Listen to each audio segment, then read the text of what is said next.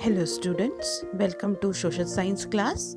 This is the second part of chapter 6 administrative system and architecture during the medieval age. We saw the administrative system in the village. Now the second part is literature. During the Rajput age there was a lot of religious writing as well as a literature of various kinds. Scholars and the education received great patronage from the king. Patronage means a great support from the authority.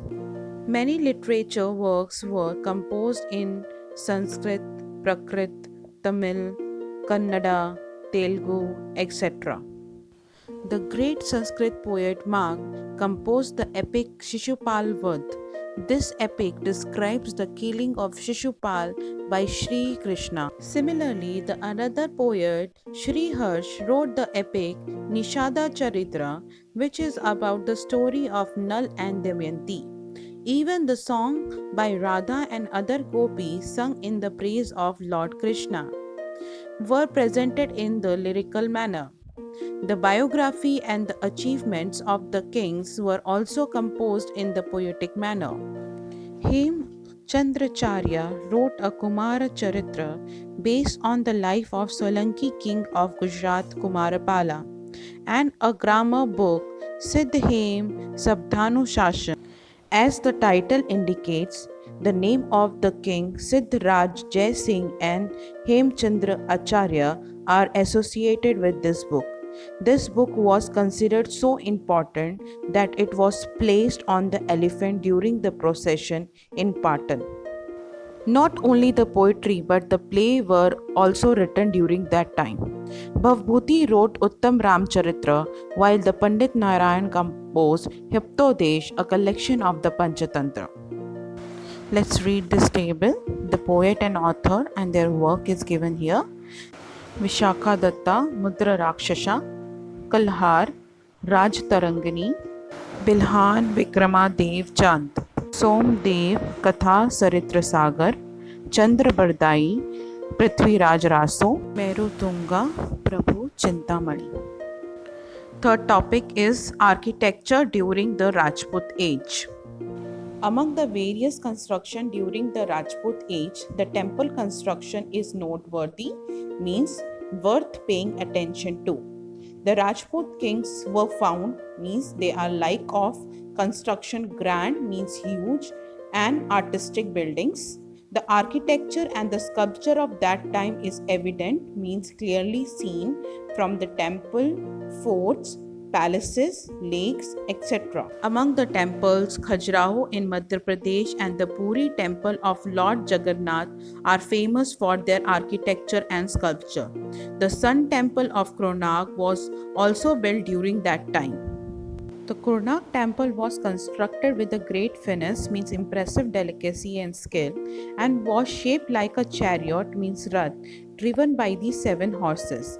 Among the other Sun temple of India, the Matharan temple of Kashmir and the Modhra Sun temple of Gujarat are famous.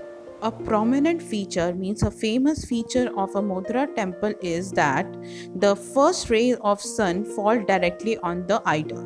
Ellora caves of the Deccan have caves representing 3 religions: Hinduism, Buddhism, and Jainism. One among these is a great Kailash temple. The Elephanta caves near Mumbai have a beautiful 3-face sculpture of Lord Shiva.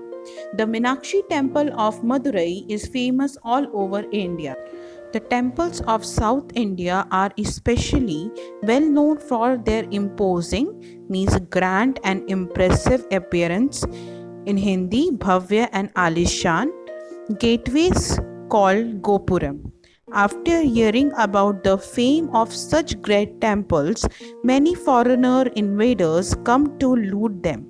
The magnificent Somnath temple of Gujarat was attacked many times. Muhammad Ghazni, though the Rajput age is well known for its valor and sacrifice, valor means a great courage in facing of danger, especially in the battle.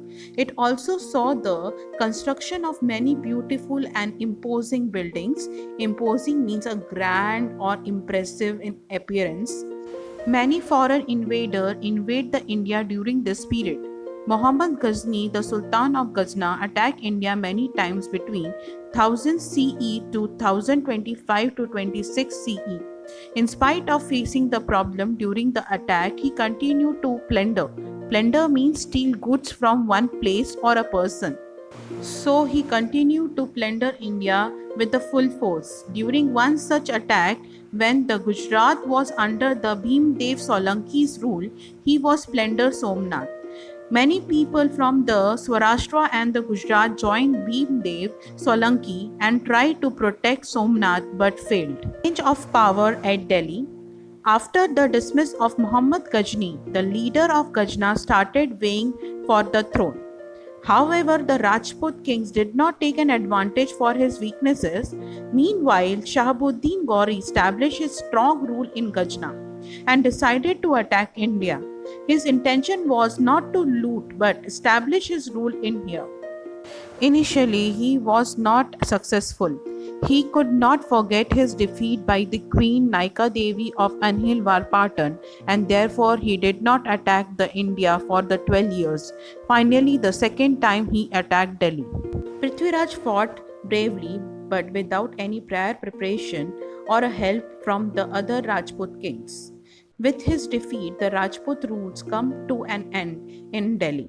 As a result, Shahabuddin established his rule there and extended his kingdom. After the Shahabuddin, his slave, who was also his commander, Qutbuddin Aibak, ascended the throne, and he was also as a founder of the slave dynasty. With this, the Rajput rule come to an end in Delhi. There was a change in the administration and the society. What kind of changes took place and why? Think about this question like this. In the place of the vulnerable and sacrifice, the people start conspiring against each other for the power. The throne of the Delhi was stained with blood.